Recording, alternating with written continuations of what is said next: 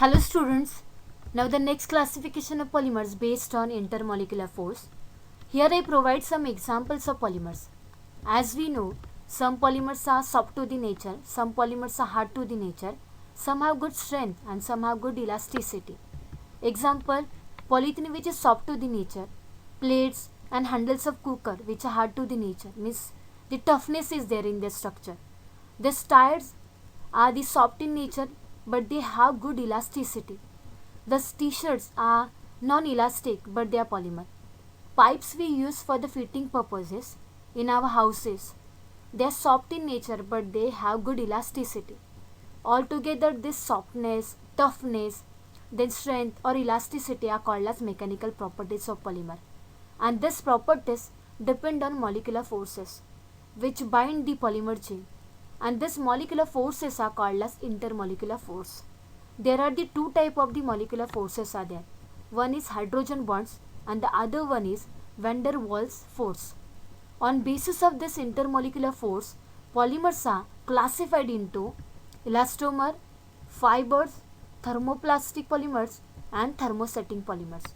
This classification is very important to understand the physical properties and the nature of polymer. First we will talk about elastomer. Elastomer is nothing but elasticity, which is property of polymer. The best example of this elasticity is rubber. We will try to describe this elasticity with the help of an example. Just imagine we try to pull out this rubber band by the apply of force. As we apply the force, rubber band gets stretched. As we release the force, rubber band comes to their original position. It means that the elasticity is present in the rubber band. And therefore we can explain this elastomer. A substance gets stretched by apply of external force and restored its original shape on release of that force. These elastomers are held together by a weak intermolecular force, that is van der Waals force, and which permit the polymer to get stretched by apply of force. A few cross links are present in between the chain which help the polymer to come to their original position on removing the apply force. Due to this cross linking, the tearing is prevented in polymers. These elastomers are soft and stretchy and therefore them we use for making different rubber band.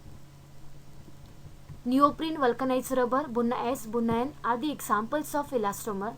They are held together by a weak intermolecular force. This section is very important for the exam purposes. In exam they ask direct question like define elastomer or define elasticity. So please concentrate on this section. Next classification is fiber.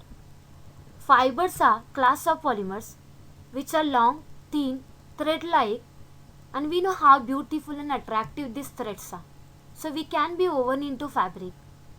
These fibers possess high tensile strength because of presence of strong intermolecular force such as hydrogen bonding and dipole-dipole force. Due to presence of strong intermolecular force, these fibers are crystalline in nature and they have sharp melting point. Due to presence of high tensile strength, these fibers we use in textile industry for making cloth, and also these fibers we used in manufacturing of net, strong rope, tire cords.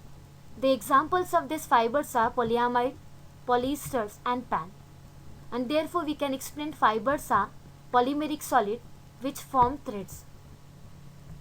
Next classification is thermoplastic polymer. Thermo means heat and plasticity is a property of being shaped and mold. Thermoplastic polymers, on heating they become soft and on cooling they become hard, and therefore we can reuse them. These polymers are either linear or slightly branched polymer. This polymer passes moderately strong intermolecular force which intermediated between elastomer and fiber. The examples of these thermoplastic polymers are polyethylene, polystyrene and polyvinyl. This water bottle, on heating they become soft and on cooling they become hard, so we can easily reuse them. Therefore, thermoplastic polymers we can explain on heating they become soft and on cooling they become hard, and hence these polymers can be easily remolded and recycled. Next classification is thermosetting polymers. These are the rigid polymers and they have extensive branching and cross-linking in their structure. On heating, cross-linkage become more extended, and on cooling they become hard and infusible, and therefore we cannot be reuse them. It means that during their formation they have property of being shaped on heating, and once they get hardened they become infusible and cannot be softened by heating, and therefore cannot be reused them, cannot be remolded them. This property have strong intermolecular force because of presence of extensive cross-linking, and which result three-dimensionally in nature. The examples of these polymers are bakelite, urea, formaldehyde resins. Now you can see these two examples. On heating they become hard, and therefore we cannot be recycled these two. The thermostatic polymers we can explain. These do not become soft on heating and hence cannot be remolded and cannot be recycled.